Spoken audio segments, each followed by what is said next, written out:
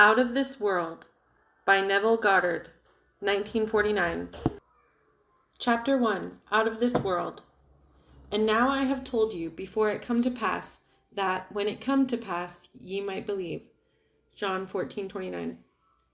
Many persons, myself included, have observed events before they occurred. That is, before they occurred in this world of 3 dimensions. Since man can observe an event before it occurs in the 3 dimensions of space, life on Earth must proceed according to plan.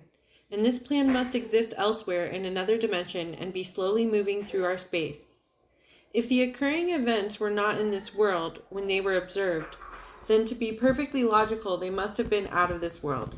And whatever is there to be seen before it occurs here must be predetermined from the point of view of man awake in a 3-dimensional world. Thus the question arises, are we able to alter our future? My object in writing these pages is to indicate possibilities inherent in man, to show that man can alter his future, but thus altered, it forms again a deterministic sequence starting from the point of interference, a future that will be consistent with the alteration. The most remarkable feature of man's future is its flexibility. It is determined by his attitudes rather than by his acts. The cornerstone on which all things are based is man's concept of himself. He acts as he does and has the experiences that he does because his concept of himself is what it is, and for no other reason. Had he a different concept of self, he would act differently. A change of concept of self automatically alters his future, and a change in any term of his future series of experiences reciprocally alters his concept of self.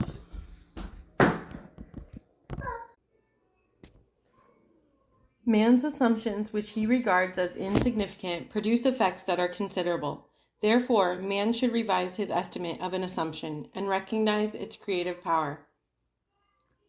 All changes take place in consciousness. The future, although prepared in every detail in advance, has several outcomes. At every moment of our lives, we have before us the choice of which of several futures we will choose. There are 2 actual outlooks on the world possessed by everyone, a natural focus and a spiritual focus. The ancient teachers called the one the carnal mind, the other the mind of Christ. We may differentiate them as ordinary waking consciousness, governed by our senses, and a controlled imagination, governed by desire. We recognize these 2 distinct centers of thought in the statement, "The natural man receiveth not the things of the Spirit of God, for they are foolishness unto him. Neither can he know them, for they are spiritually discerned." The natural view confines reality to the moment called now. To the natural view, the past and the future are purely imaginary. The spiritual view, on the other hand, sees the contents of time. It sees events as distinct and separated as objects in space. The past and future are a present whole to the spiritual view. What is mental and subjective to the natural man is concrete and objective to the spiritual man.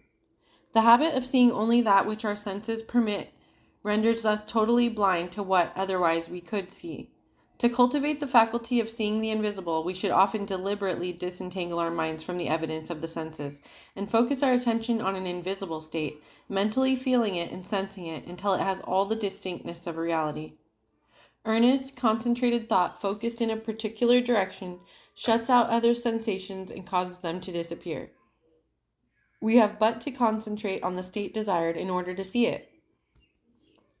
The habit of withdrawing attention from the region of sensation and concentrating on the invisible develops our spiritual outlook and enables us to penetrate beyond the world of sense and to see that which is invisible.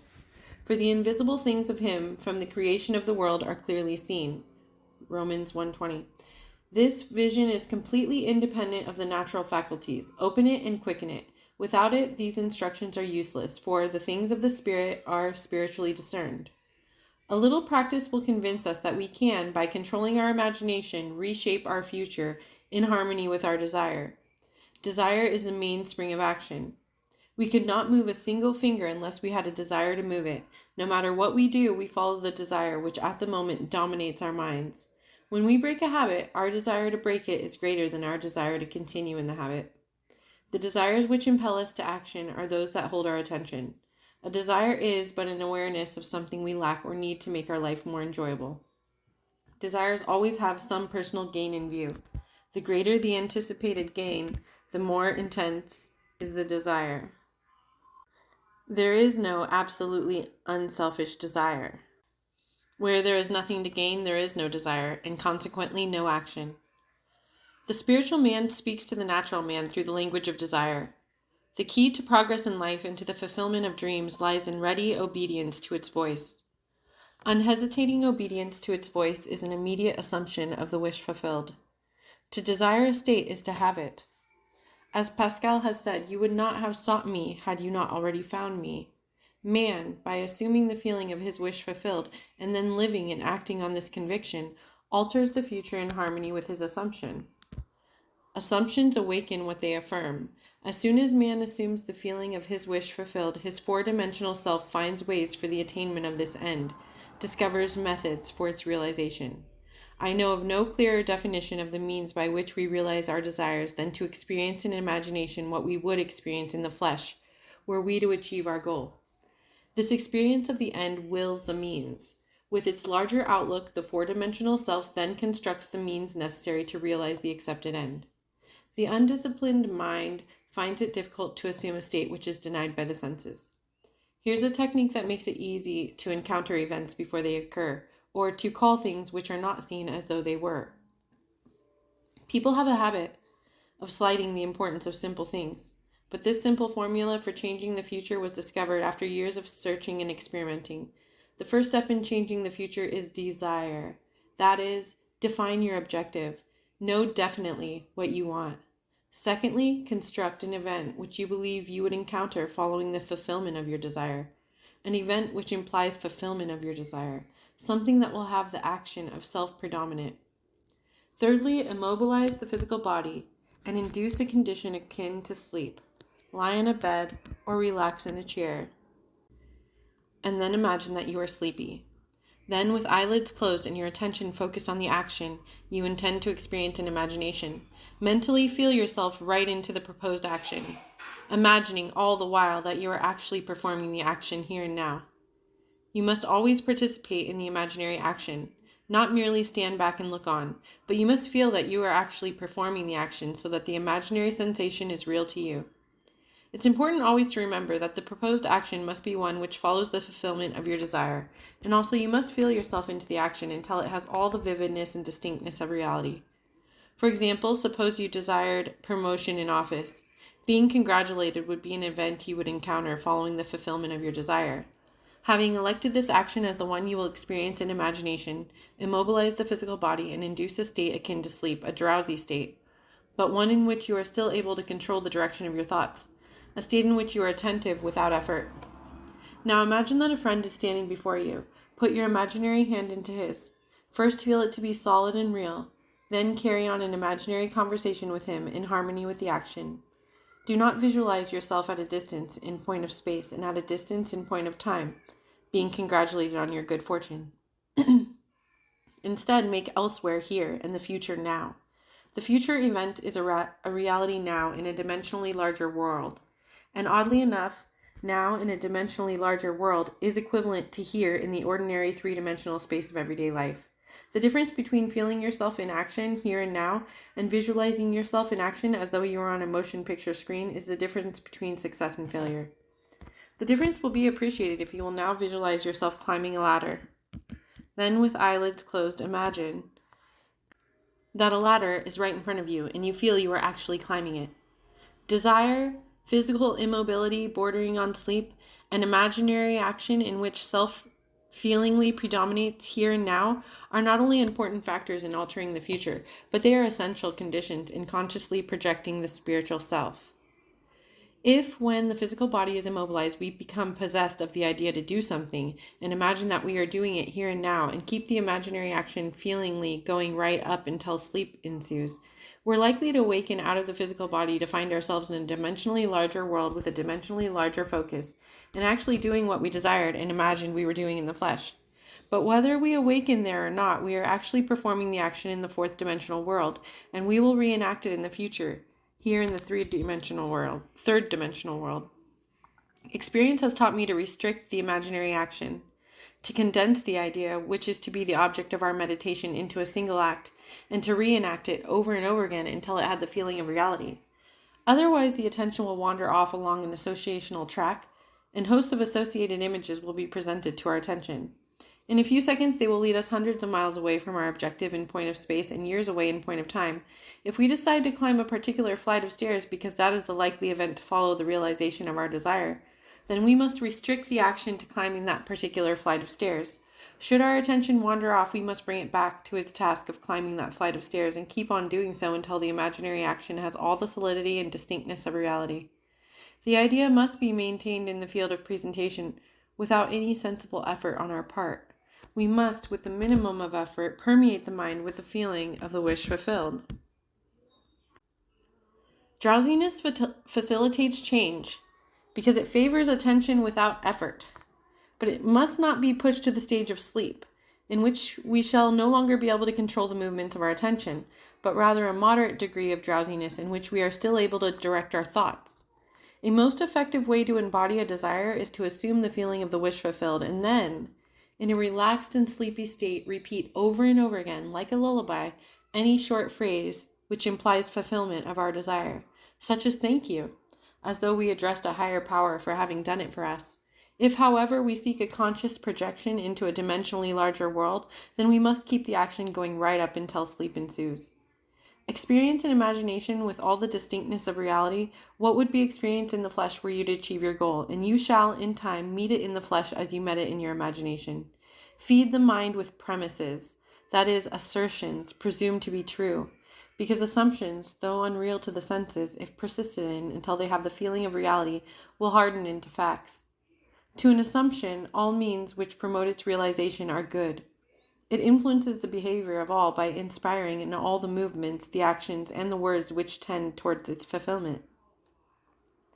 To understand how man molds his future in harmony with his assumption, we must know what we mean by a dimensionally larger world, for it is to a dimensionally larger world that we go to alter our future. The observation of an event before it occurs implies that the event is predetermined from the point of view of man in the three-dimensional world. Therefore, to change the conditions here in the 3 dimensions of space, we must first change them in the 4 dimensions of space. Man does not know exactly what is meant by a dimensionally larger world and would no doubt deny the existence of a dimensionally larger self.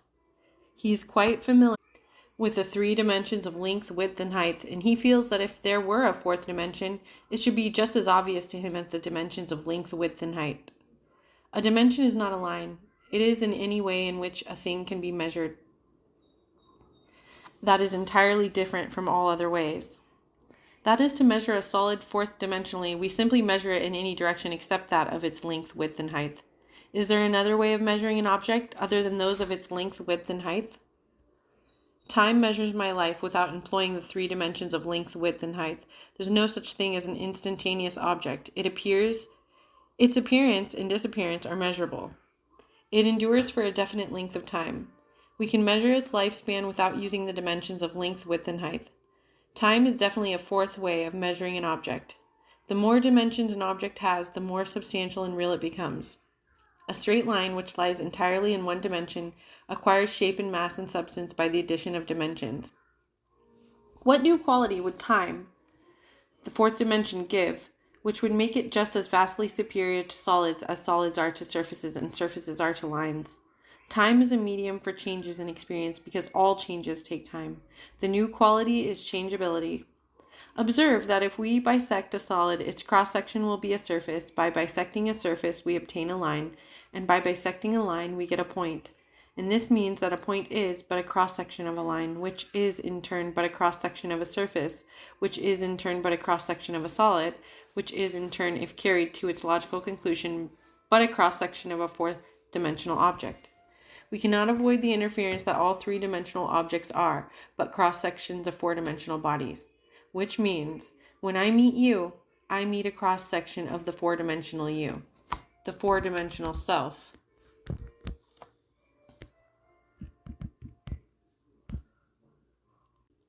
That is not seen. To see the 4-dimensional self, I must see every cross-section or moment of your life from birth to death and see them all as coexisting. My focus should take in the entire array of sensory impressions which you have experienced on earth, plus those you might encounter. I should see them, not in the order in which they were experienced by you, but as a present whole. Because change is the characteristic of the fourth dimension, I should see them in a state of flux, as a living, animated whole. If we have all this clearly fixed in our minds, what does it mean to us in this three-dimensional world? It means that, if we can move along time's length, we can see the future and alter it as we so desire. This world which we think so solidly real is a shadow out of which and beyond which we may at any time pass. It's an abstraction from a more fundamental and dimensionally larger world, a more fundamental world abstracted from a still more fundamental and dimensionally larger world, and so on to infinity. The absolute is unattainable by any means or analysis, no matter how many dimensions we add to the world. Man can prove the existence of a dimensionally larger world simply by focusing his attention on an invisible state and imagining that he sees and feels it. If he remains concentrated in this state, his present environment will pass away, and he will awaken in a dimensionally larger world where the object of his contemplation will be seen as a concrete, objective reality. Intuitively, I feel that, were he to abstract his thoughts from this dimensionally larger world and retreat still farther within his mind, he would again bring about an externalization of time. He would discover that every time he retreats into his inner mind and brings about an externalization of time and space, space becomes dimensionally larger. And he would therefore conclude that both time and space are serial, and that the drama of life is but the climbing of multitudinous dimensional time block. Scientists will one day explain why there is a serial universe. But in practice, how we use this serial universe to change the future is more important. To change the future, we need only concern ourselves with two worlds in the infinite series. The world we know by reason of our bodily organs, and the world we perceive independently of our bodily organs. Chapter 2. Assumptions become facts. Men believe in the reality of the external world because they do not know how to focus and condense their powers to penetrate its thin crust. This book has only one purpose, the removing of the veil of the senses, the traveling into another world. To remove the veil of the senses, we do not employ great effort. The objective world vanishes by turning our attention away from it. We have only to concentrate on the state desired in order to mentally see it. But to give it reality so that it will become an objective fact, we must focus attention upon the invisible state until it has the feeling of reality. When through concentrated attention our desire appears to possess the distinctness and feeling of reality, we have given it the right to become a visible, concrete fact. If it is difficult to control the direction of your attention while in a state akin to sleep, you may find gazing fixedly into an object very helpful. Do not look at its surface, but into and beyond any plane object such as a wall, a carpet, or any other object which possesses depth. Arrange it to return as little reflection as possible. Imagine then that in this depth you are seeing and hearing what you want to see and hear until your attention is exclusively occupied by the imagined state. At the end of your meditation, when you awake from your controlled waking dream, you feel as though you had returned from a great distance. The visible world which you had shut out returns to consciousness, and by its very presence informs you that you have been self-deceived into believing that the object of your contemplation was real. But if you know that consciousness is the one and only reality, you will remain faithful to your vision, and by this sustained mental attitude confirm your gift of reality, and prove that you have the power to give reality to your desires, that they may become visible, concrete facts. Define your ideal, and concentrate your attention upon the idea of identifying yourself with your ideal. Assume the feeling of being it, the feeling that would be yours were you already the embodiment of your ideal. Then live and act upon this conviction. This assumption, though denied by the senses, if persisted in, will become fact. You will know when you have succeeded in fixing the desired state in consciousness by simply looking mentally at the people you know. In dialogues with yourself, you are less inhibited and more sincere than in actual conversations with others. Therefore, the opportunity for self-analysis arises when you are surprised by your mental conversations with others. If you see them as you formerly saw them, you have not changed your concept of self. For all changes of concepts of self result in a changed relationship to your world.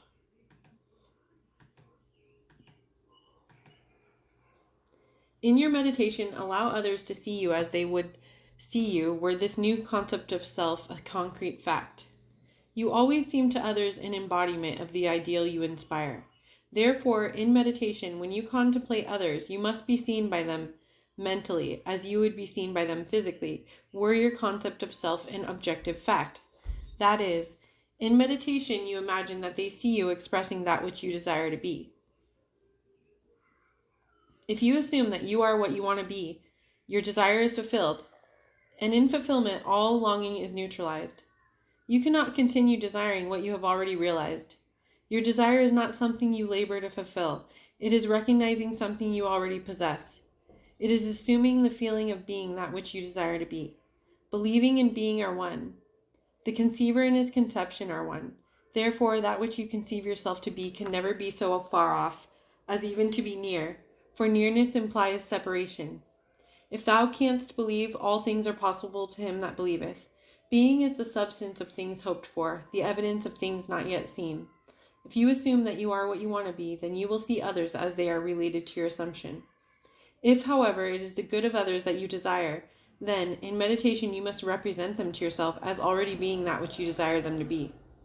It is through desire that you rise above your present sphere, and the road from longing to fulfillment is shortened, as you experience in imagination what you would experience in the flesh were you already the embodiment of the ideal you desire to be. I have stated that man has, at every moment of time, the choice before him, which of several futures he will encounter. But the question arises, how is this possible when the experiences of man awake in the three-dimensional world are predetermined, as his observation of an event before it occurs implies? This ability to change the future will be seen if we liken the experiences of life on earth to this printed page. Man experiences events on earth singly, and successively in the same way that you are now experiencing the words of this page. Imagine that every word on this page represents a single sensory impression. To get the context, to understand my meaning, you focus your vision on the first word in the upper left-hand corner and then move your focus across the page from left to right, letting it fall on the words singly and successively. By the time your eyes reach the last word on this page, you have extracted my meaning. Suppose, however, on looking at the page with all the printed words thereon equally present, you decided to rearrange them. You could, by rearranging them, tell an entirely different story. In fact, you could tell many different stories. A dream is nothing more than an uncontrolled fourth-dimensional thinking, or the rearrangement of both past and future sensory impressions. Man seldom dreams of events in the order in which he experiences them when awake. He usually dreams of two or more events which are separated in time, fused into a single sensory impression. Or in his dream, he so completely rearranges his single waking sensory impressions that he does not recognize them when he encounters them in his waking state. For example, I dreamed that I delivered a package to the restaurant in my apartment building. The hostess said to me, "You can't leave that there," whereupon the elevator operator gave me a few letters, and as I thanked him for them, he in turn thanked me. At this point, the night elevator operator appeared and waved a greeting to me. The following day, as I left my apartment, I picked up a few letters which had been placed at my door. On my way down, I gave the day elevator operator a tip and thanked him for taking care of my mail, whereupon he thanked me for the tip. On my return home that day, I overheard a doorman say to a delivery man, "You can't leave that there." And as I was about to take the elevator up to my apartment, I was attracted by a familiar face in the restaurant, and as I looked in, the hostess greeted me with a smile. Late that night, I escorted my dinner guests to the elevator, and as I said goodbye to them, the night operator waved goodnight to me. By simply rearranging a few of the single sensory impressions I was destined to encounter, and by fusing two or more of them into single sensory impressions, I constructed a dream which differed quite a bit from my waking experience. When we have learned to control the movements of our attention in the four-dimensional world, we shall be able to consciously create circumstances in the three-dimensional world. We learn this control through the waking dream, where our attention can be maintained without effort, for attention minus effort is indispensable to changing the future. We can, in a controlled waking dream, consciously construct an event which we desire to experience in the three-dimensional world. The sensory impressions we use to construct our waking dream are present realities displaced in time or the four-dimensional world. All that we do in constructing the waking dream is to select from the vast array of sensory impressions, those which, when they are properly arranged, imply that we have realized our desire. With the dream clearly defined, we relax in a chair and induce a state of consciousness akin to sleep. A state which, although bordering on sleep, leaves us in conscious control of the movements of our attention. When we have achieved that state, we experience in imagination what we would experience in reality were this waking dream an objective fact. In applying this technique to change the future, it's important always to remember that the only thing which occupies the mind during the waking dream is the waking dream, the predetermined action which implies the fulfillment of our desire. How the waking dream becomes physical fact is not our concern. Our acceptance of the waking dream as physical reality wills the means for its fulfillment. Let me again lay the foundation of changing the future, which is nothing more than a controlled waking dream. 1. Define your objective. Know definitely what you want. 2. Construct an event which you believe you will encounter following the fulfillment of your desire, something which will have the action of self-predominant, an event which implies the fulfillment of your desire. 3.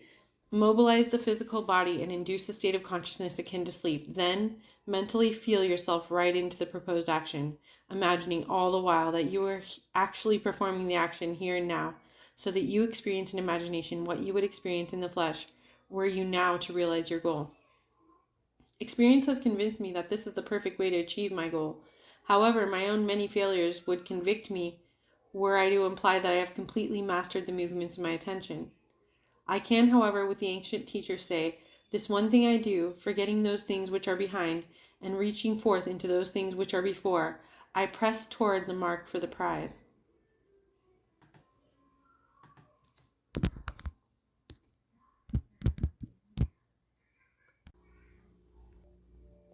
Chapter 3, Power of Imagination.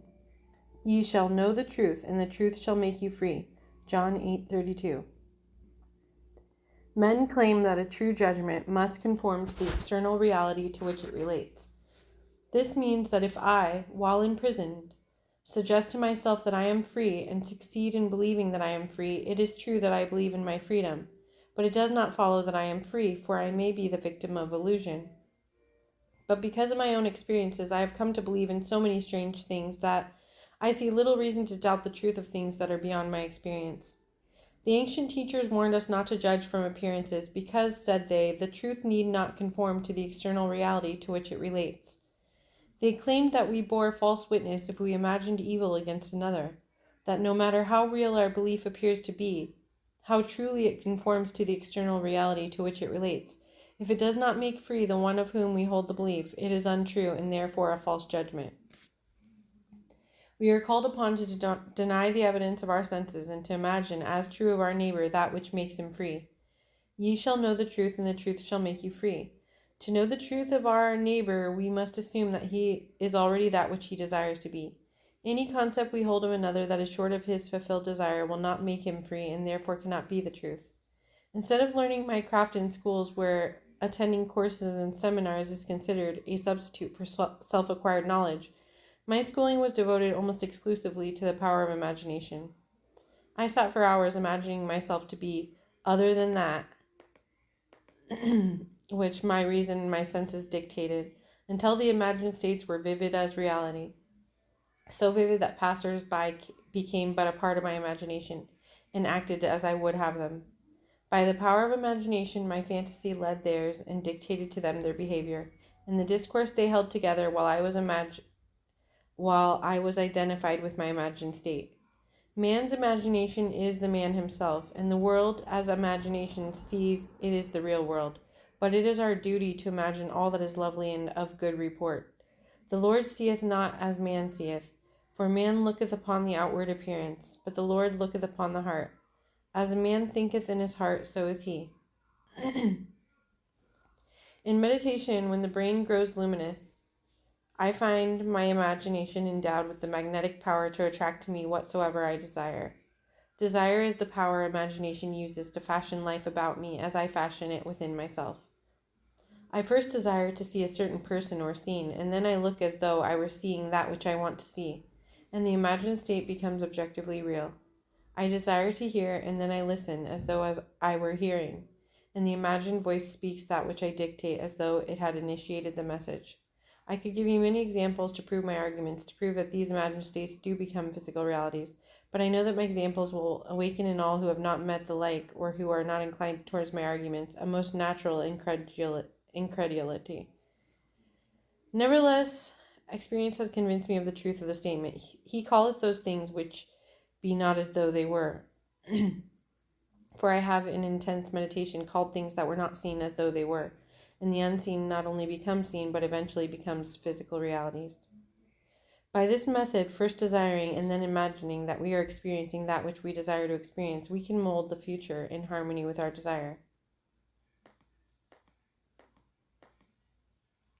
But let us follow the advice of the prophet and think only the lovely and the good, for the imagination waits on us as indifferently and as swiftly when our nature is evil as when it is good.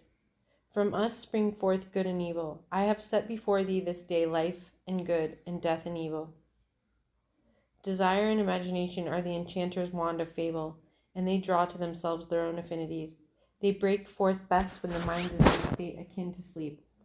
I have written with some care and detail the method I use to enter the dimensionally larger world, but I shall give one more formula for opening the door of the larger world. In a dream, in a vision of the night, when deep sleep falleth upon men and slumberings upon the bed, then he openeth the ears of men and sealeth their instruction. In dream we are usually the servant of our vision rather than its master, but the internal fantasy of dream can be turned into an external reality. In dream, as in meditation, we slip from this world into a dimensionally larger world, and I know that the forms in a dream are not flat two-dimensional images which modern psychologists believe them to be. They are substantial realities of the dimensionally larger world, and I can lay hold of them. I have discovered that if I surprise myself dreaming, I can lay hold of any inanimate or stationary form of the dream, a chair, a table, a stairway, a tree, and command myself to awake. At the command to awake, while firmly holding on to the object of the dream, I am pulled through myself with the distinct feeling of awakening from dream. I awaken in another sphere, holding the object of my dream, to find that I am no longer the servant of my vision, but its master, for I am fully conscious and in control of the movements of my attention. It is in this fully conscious state, when we are in control of the direction of thought, that we call things that are not seen as though they were. In this state, we call things by wishing and assuming the feeling of our wish fulfilled.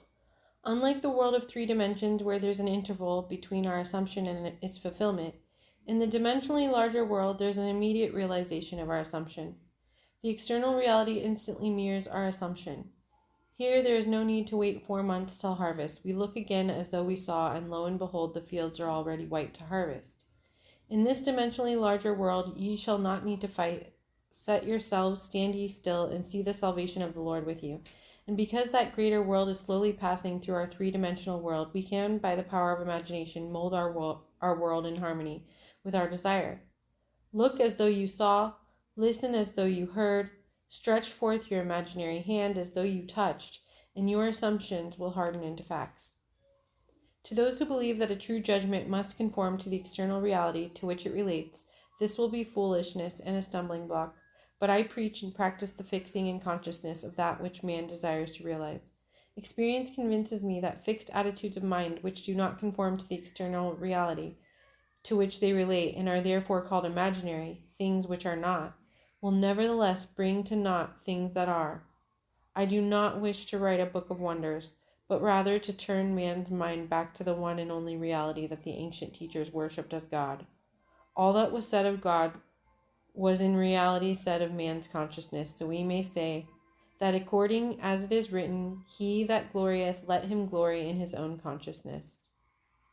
No man needs help to direct him in the application of this law of consciousness. I am is the self-definition of the absolute.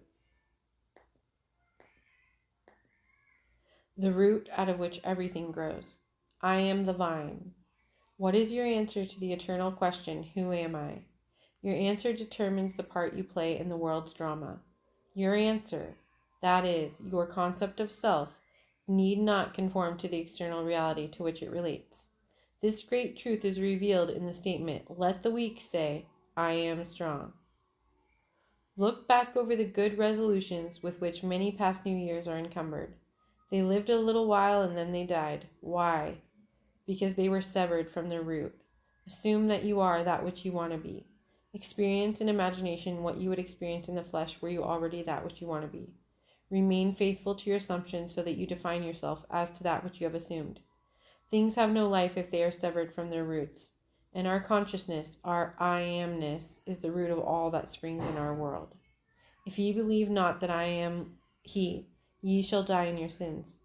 That is, if I do not believe that I am already that which I desire to be, then I remain as I am and die in my present concept of self. There's no power outside of the consciousness of man to resurrect and make alive that which man desires to experience. That man who is accustomed to call up at will whatever images he pleases will be, by virtue of the power of his imagination, master of his fate. I am the resurrection and the life, and he that believeth in me, though he were dead, yet he shall live. Ye shall know the truth, and the truth shall make you free.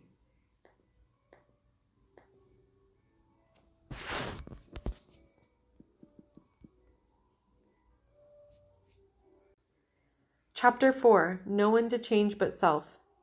And for their sakes I sanctify myself, that they also might be sanctified through the truth. The ideal we serve and strive to attain could never be evolved from us were it not potentially involved in our nature.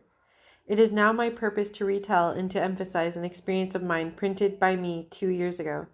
I believe these quotations from The Search will help us to understand the operation of the law of consciousness and show us that we have no one to change but self. Once in an idle interval at sea, I meditated on the perfect state and wondered what I would be were I too pure eyes to behold iniquity, if to me all things were pure and were I without condemnation. As I became lost in this fiery brooding, I found myself lifting above the dark environment of the senses. So intense was feeling, I felt myself a being of fire dwelling in a body of air.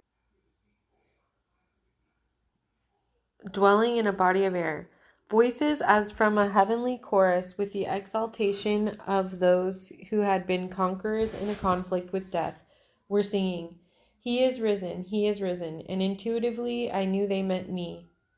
Then I seemed to be walking in the night. I soon came upon a scene that might have been the ancient pool of Bethesda, for in this place lay a great multitude of impotent folk, blind, halt, withered,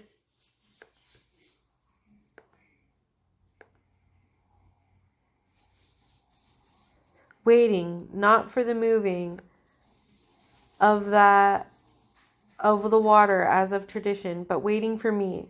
As I came near, without thought or effort on my part, they were, one after the other, molded as by the magician of the beautiful. Eyes, hands, feet, all missing members were drawn from some invisible reservoir and molded in harmony with that perfection which I felt springing within me. When all were made perfect, the chorus exulted, It is finished.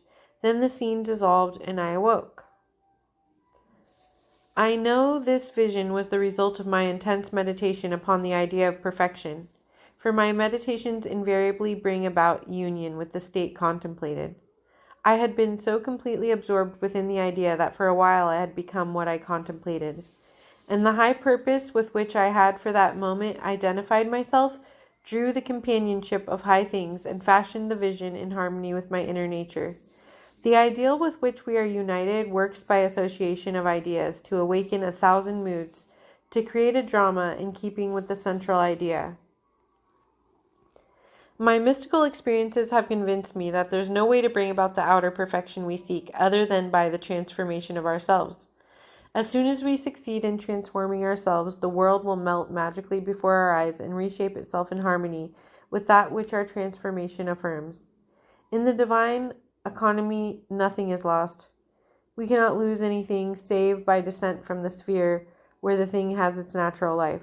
There is no transforming power in death, and whether we are here or there, we fashion the world that surrounds us by the intensity of our imagination and feeling, and we illuminate or darken our lives by the concepts we hold of ourselves.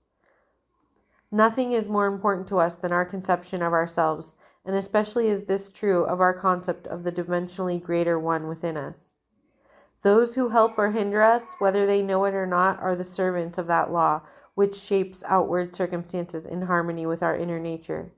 It is our conception of ourselves which frees or constrains us, though it may use material agencies to achieve its purpose. Because life molds the outer world to reflect the inner arrangement of our minds, there is no way of bringing about the outer perfection we seek, other than by the transformation of ourselves. No help cometh from without. The hills to which we lift our eyes are those of an inner range. It is thus to our own consciousness that we must turn as to the only reality, the only foundation on which all phenomena can be explained. We can rely absolutely on the justice of this law to give us only that which is the nature of ourselves. To attempt to change the world before we change our concept of ourselves is to struggle against the nature of things. There can be no outer change until there is first an inner change. As within, so without. I'm not advocating philosophical indifference when I suggest that we should imagine ourselves as already that which we want to be, living in a mental atmosphere of greatness, rather than using physical means and arguments to bring about the desired change. Everything we do, unaccompanied by a change of consciousness, is but futile readjustment of surfaces. However we toil or struggle, we can receive no more than our assumptions affirm. To protest against anything which happens to us is to protest against the law of our being and our rulership over our own destiny. The circumstances of my life are too closely related to my conception of myself not to have been formed by my own spirit from some dimensionally larger storehouse of my being. If there is pain to me in these happenings, I should look within myself for the cause, for I am moved here and there and made to live in a world in harmony with my concept of myself. Intense meditation brings about a union with the state contemplated, and during this union we see visions, have experiences, and behave in keeping with our change of consciousness. This shows us that a transformation of consciousness will result in a change of environment and behavior. All wars prove that violent emotions are extremely potent in precipitating mental rearrangements. Every great conflict has been followed by an era of materialism and greed, in which the ideals for which the conflict ostensibly was waged are submerged. This is inevitable because war evokes hate, which impels a descent in consciousness from the plane of the ideal to the level where the conflict is waged. If we would become as emotionally aroused over our ideals as we become over our dislikes, we would ascend to the plane of our ideal as easily as we now descend to the level of our hates. Love and hate have a magical transforming power, and we grow through their exercise into the likeness of what we contemplate. By intensity of hatred, we create in ourselves the character we imagine in our enemies. Qualities die for want of attention, so the unlovely states might best be rubbed out by imagining beauty for ashes and joy for mourning, rather than by direct attacks on the state from which we would be free. Whatsoever things are lovely and of good report, think on these things, for we become that which we are, in rapport. There's nothing to change but our concept of self. As soon as we succeed in transforming self, our world will dissolve and reshape itself in harmony with that which our change affirms.